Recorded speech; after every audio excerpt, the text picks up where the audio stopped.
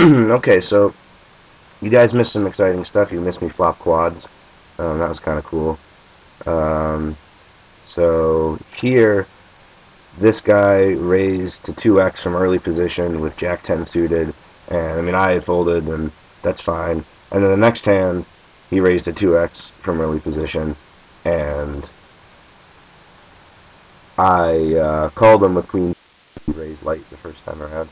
Oh, by the way, we always, um, like always. And even when it's like this bad, hopefully we get to down and then next time with a good hand and then we won't get any credit and then we'll make more money. Easy with free bet, like I have like zero equity. Um, this is a fold. Anyways, so this is a lot of strategy. I wish that I had recorded this. But so I called the 2x pre, flop the queen queen queen, um, three checks to me, or yeah, I think a couple of checks to me, and I bet 30 just because I want to look bluffy and like maybe I'm value betting a king or an ace or maybe even a pair, and a couple of folds. This guy calls. The turn comes and it's a 3, and I check. He checks and I check back because I want to look like I gave up and I don't have a hand. And then the river comes, and I'm hoping that he'll bluff at me because I shut down on the turn. But in fact, he checked, and I bet 80, and he called with an ace, and sorry, bro, I have quads. Um, that was cool. Um, Here, the dealer, he has 3 stars, and he raised to 26 from the button after it being folded to him. 20 is basically like that number. I mean, you raise to that because if I have the fold button clicked, then I'll just fold, but it also isn't costing him any money. Um, well, I mean, yeah, I'll just fold to 26, but it does end up that I had a hand and I called. He only wasted that extra 16 cents. So that's why he raised so little, because he doesn't have a hand. So I called with 10-8 and I played it terrible. I checked the flop hoping that he would bluff and I could call, but he checked again. The turn came. I don't know why I checked, but I did. And then the river came, and I was like, well, that probably hit somebody, but I decided to bet. And then the dealer button folded as I expected he would, and then oh good, and then this guy raised me to 80, and I'm like, well, I can't really fold, so I called, and he hit the king, so good game. Here I always limp um, pocket pairs, especially small ones, all the time because it's really, really nice to flop. I'm out of position against this guy. He has me covered, so I fold. If I had a lot of calls and I was getting played, but no. Again, check button. Even if this guy got fancy, like I have no equity, so it doesn't even matter. Like a lot of times you can call a raise from with like a student face card, just cut. But this is not one of those times. Even now, like yeah, you hit a pair, it doesn't even matter. Um, It'd be really cool if I hit a 5, but no, I'm just gonna fold. Okay, he's back. He's good. I mean, he's not. I don't know. I don't think he's that hard to figure out, but based on this fold, small blind sucks because small blind you are out of position for the whole hand. This guy won't raise, and this guy raises. Oh yeah. So I made that note that this guy calls a raise light, calls a 3x raise pre-light from the big blind because he called queen 7 off, and yeah. So now we know. Um, this is not a button raise because well, also we raised, but like if I got folded to me, I still would fold because this guy likes to 3-bet me, or at least he did that one time, and I don't have any equity if they call.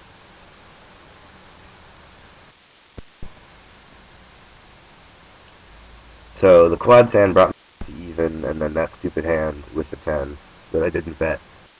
Someone else get there. That hand brought me.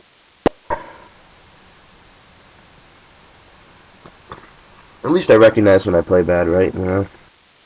Um, I'm also connected to the Ethernet, so my internet won't crap out like it often does.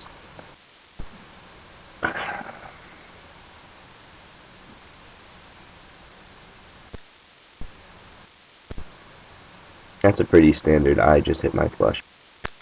But, oh man, card dead. Let's see what these guys are doing. A little bit of a tight table.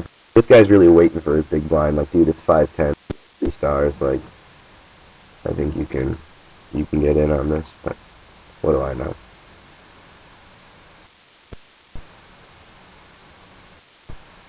Yeah, and these are the hands you can't look at the computer because I really want to know A, what he is raising with, and B, what he is 3-betting with.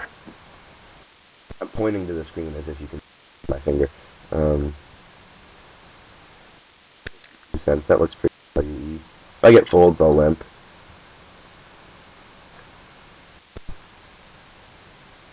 Well, raising is better than limping. Pretty much always. Plus, this isn't really in my range. When I hit my 7 like that.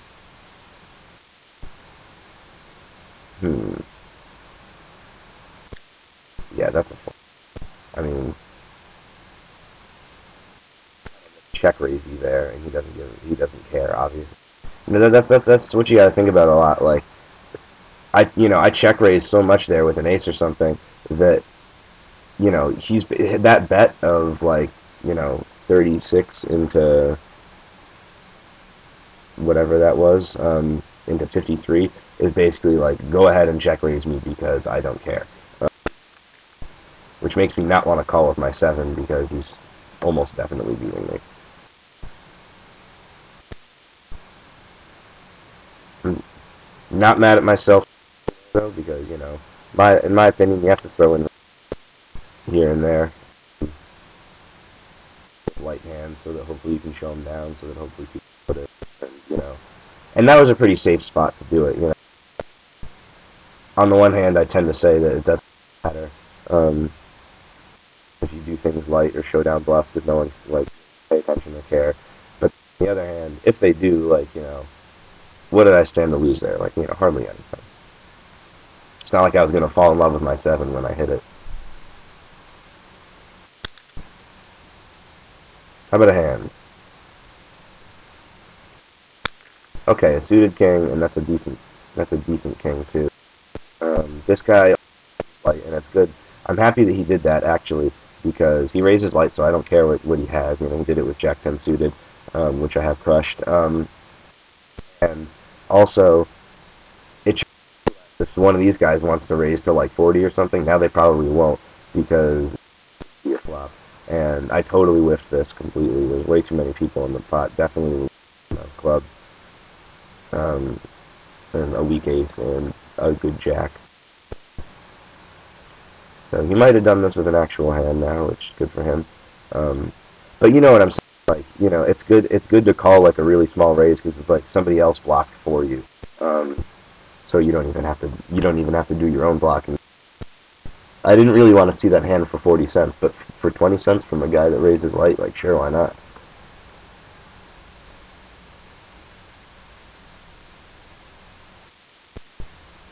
This guy's really bombing this pot. Like, he really wants this. I don't think he's gonna throw out another bomb here, like 175. $2. 150, okay. That's small. Okay, so what do we... oh, I have to fold first.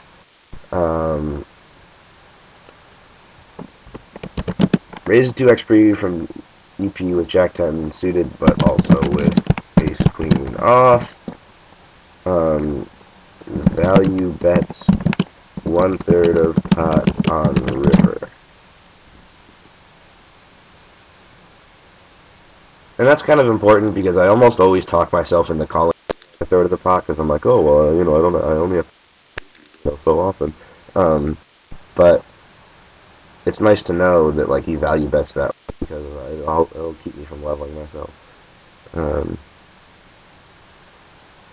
I really don't want to get raised because I would really love to just limp pot and hit my threes. And but let's see, 10 more cents. The other thing you have to remember is that I'm better than like at least 75% of the people on this site. So getting heads up is really um, okay. Yeah, like that was a horrible flop. Because 10s aren't folding, spades folding, jacks sure as heck aren't folding. This oh well, that I mean anything that was drawn just got there. So yeah. Anyways, what I was saying is you don't mind getting with players because like I'm probably better than like 75% of the players, which it's not that hard to see through what they're doing, and they think they're tricking me, but really I can just make money off of them. Four-way with a bunch of randoms, it's kind of hard, but I usually will take the advantage. I mean, if I'm like a 45-55 underdog, I'm still going to go heads up with a guy, and because I'm going to win dead money like a lot, more often than he will.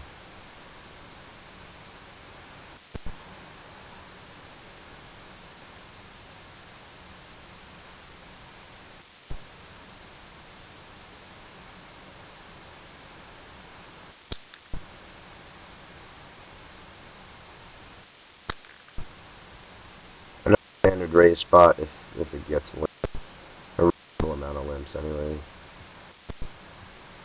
Oh, it's so tight. This is boring. Okay, yeah, there we go. I'm gonna flat 3-bet if he does 3-bet because I just think he's gonna screw with me because he did it. Okay, good. Haven't heard that sound in a while. Hey, I never do this twice in a row. So,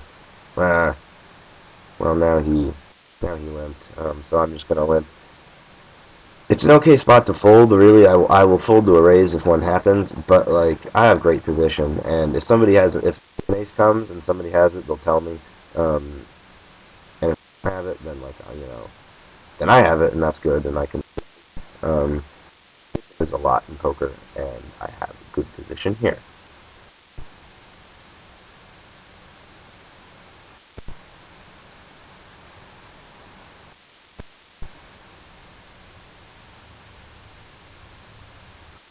Okay, well, okay, he hit that, like for sure. He didn't. He wouldn't have raised a really strong hand because he limps. But yeah, he's. And I mean, this guy just happened to. What did he suck out? No, he just had a 10. Never mind. Yeah, I mean, this guy absolutely smashed that flop, and he's got the up and down and middle pair, and that's ahead of both of our ranges, kind of. Well, in a way, I guess not really. But yeah, that's exactly the kind of hand you expect him to show up with there. He's never going to three bet that pre because he took a strong line by limping, and I'm in the hand. So about exactly what you figure he had. With eights and that pocket eights. And, here's another boring fold.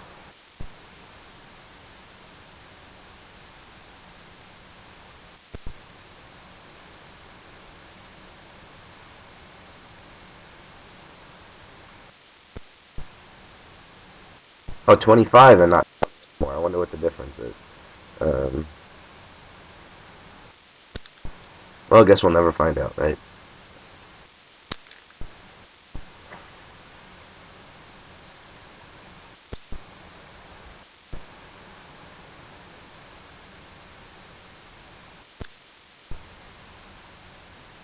That's a pretty weak raise.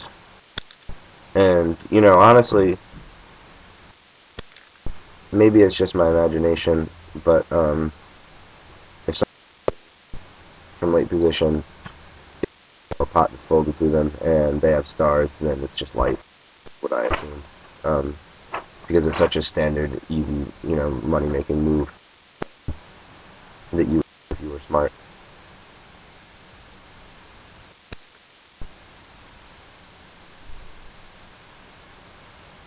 What do you have? Oh, I guess I can't find out. So that's called a donk bet, and he just dunked 66 into a dollar, which is odd. This looks... Well, I have the 6 of hearts, so never mind. That looked kind of set of 4s and he just doesn't want a flush to get there. Or like, you know, ace 10.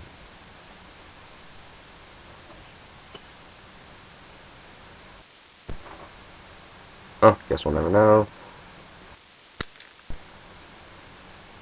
Block a raise here because I don't feel like a raise being out of position and whatnot. This guy will give me action. See, look at that. That missed his range. He bets I raise.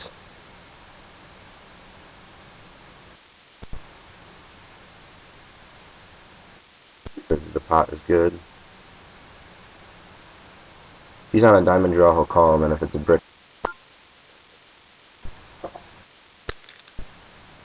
Okay, well, suited cards in the big blind, that's a start.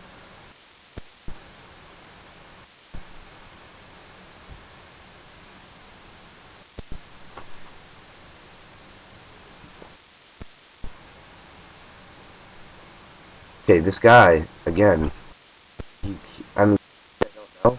Alright, well now I just flopped the flush draw, and he gave up last time, which makes me think that he'll give up again. Because the last time, the 26 light, and then it went check, check, check through, I think. That's a lot. That's half the pot. That is too much. My 10s aren't good, my 4s aren't good. And the clubs aren't completely clean. They're clean like 90% of the time, but, well, more than that. But like every once in a while, he pot and he has a better flush draw than me.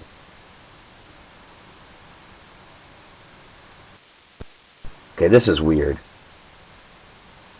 I mean, he could have diamond. Wow, God, that was.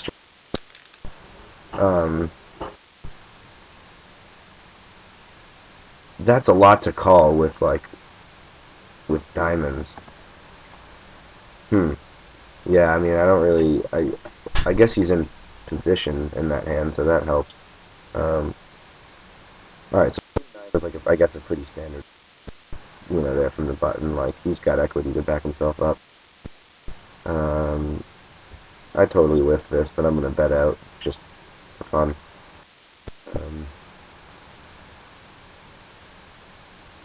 I mean, I check folded the last couple of hands. I guess so maybe they'll think about that. Maybe they won't though. Okay, yeah, fold. Can't get out of there quick enough.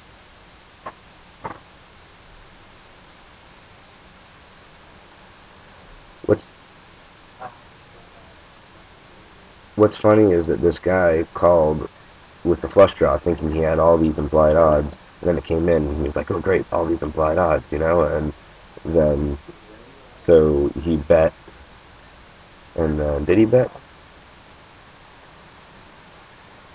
Oh yeah, no, he just raised, and the guy called him. I don't really.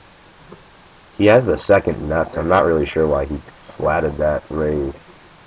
It wasn't an all-in. I mean, did he really think that the guy had... I mean, he took a really weird line if he had a flush draw. Okay, this is a wonderful spot to raise.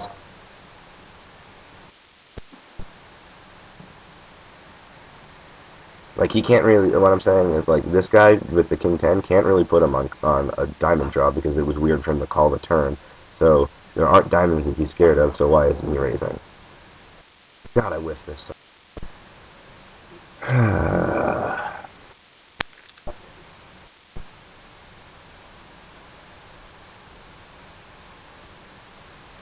So yeah, in that hand I raised to 30 with king jack offsuit, which is pretty standard, and completely whiffed, and this guy donked into me, which just screams strength.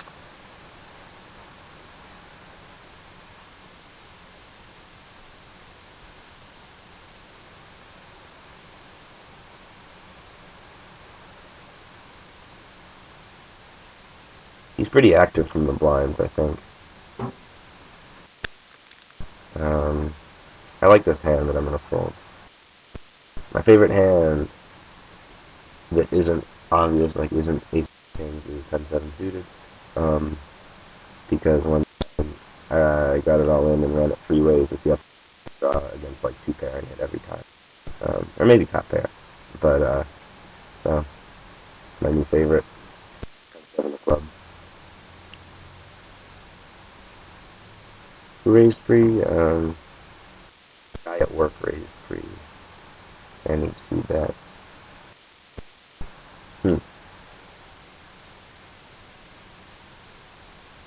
He probably goes away here.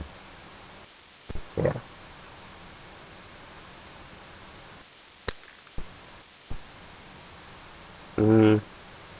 This is one of those hands I fold with because I mean, if I'm gonna call, then someone's gonna raise and call that, and then I don't get any first in vig, as Dan Harrington would say. First in vig is very important because basically what that's saying is like, you know, so yeah, here's it. Like if I have these three, the reason I don't call there is because like, you know, this guy will call and then this guy will call and then like, you know, maybe this guy will raise and then there'll be some, and then I can't really justify folding because of my pot odds, so I'll call, and then these guys are priced in, so they call, and then one of these two guys sucks, and then you know it's a big tragedy. Whereas here, then maybe both of these guys go away, and it costs me money, but there's less people in the pot to suck out on me. Because I don't have a hand like aces or something where I necessarily want people in the pot.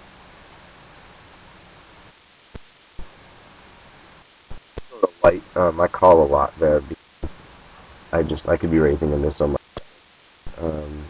Alright, this is good. I've got a gut shot and a flush draw. I'm just gonna bet a little. Well, that was a little too much probably. But I don't hate a fold. Okay, now I'm even happier. I'm gonna bet again because the chances he has an ace are smaller, and I initially I just missed again. He's not folding anything here.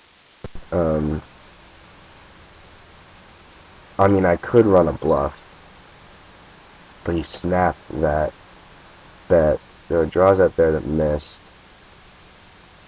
Ah, man, this is close, but I think I'll bluff. Oops.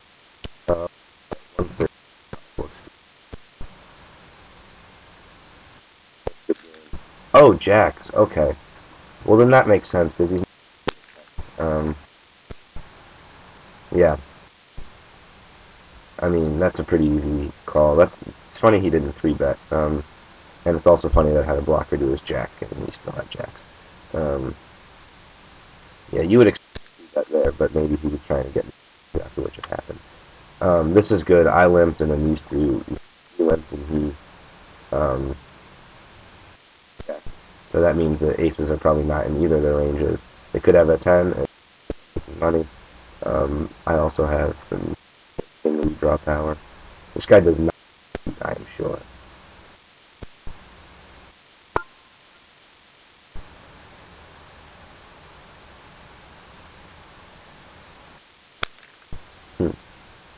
Because I think that in this last hand with the diamonds, he's calling a lot with, you know, a diamond, and in fact he was.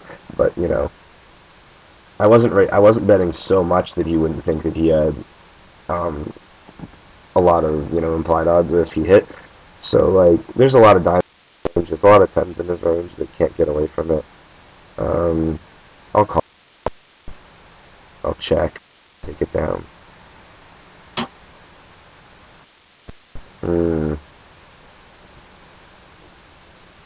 I don't know what his C is like. I should keep track of that, but you don't know. You see bets half of the pot. Yeah. No, I don't care. I'm just talking to myself. It's like an instructional video.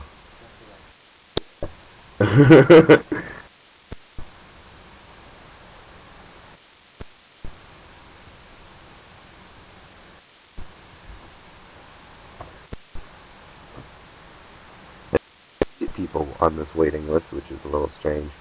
I don't know. It's just 510. It's not. A double up would be good. A pocket higher than 9s would be good.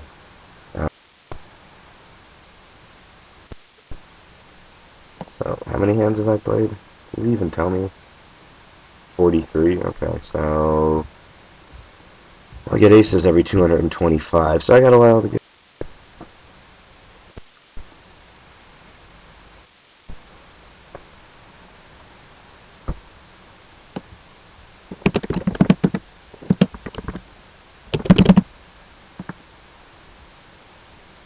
Oh, good, ace jack. Nice hand. Oh, on the button too, which is great because I can 4-bet. This is a call. Notice that it is a 4-bet, but it is not 3-bet. I have overs and backdoors. I'm gonna. There's a lot of chances he shut down. He shut so many outs now. Okay, I missed them all. Really hoping that he would fire there. He took a really weak line, so I think I can take this down with a. He took a really weak line. It'd be funny if he had something here, but maybe he wants me to bluff into him because he does have. Yeah. So notice that, like, I mean, it actually makes sense, but in my mind, that is, when I raise from the button there, the blinds don't give me credit, so then they 3-bet me. So then I can 4-bet them, and then there's a lot of dead money from that 3-bet that I can win right there. Whereas the absolute strength of my hand isn't necessarily strong enough to 3-bet this guy, and I also have, the chances that he's light are good, and like I don't really want his 2-bet, like it's not really that a bet, so I can out and then take his money because it looks like I'm just screwing around with him. I'm gonna raise here. I mean, there were 3 folds. It's pretty safe.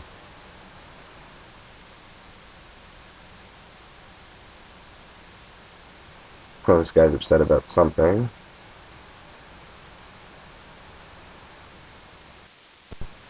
Oh God. Okay, well, I'm gonna make a standard C bet here, which is like 30. I really hope this guy. Oh God, he's raising me.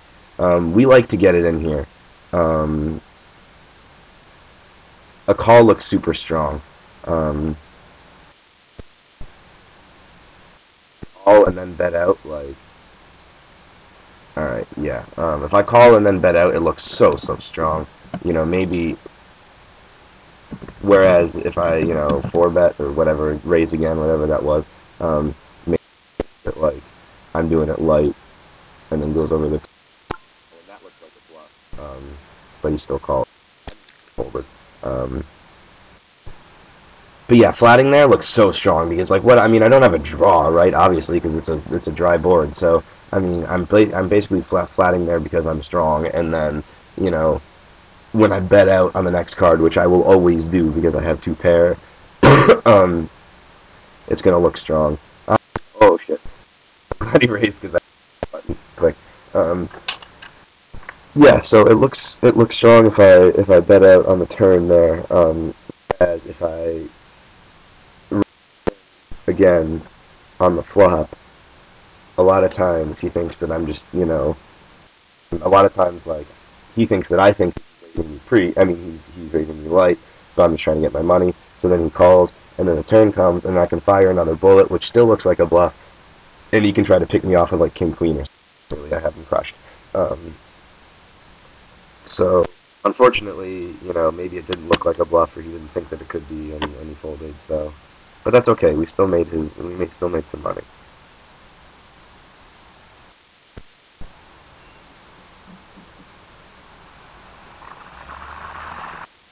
I'm going to stop this again just to make sure that it saves, and we will resume in a little while.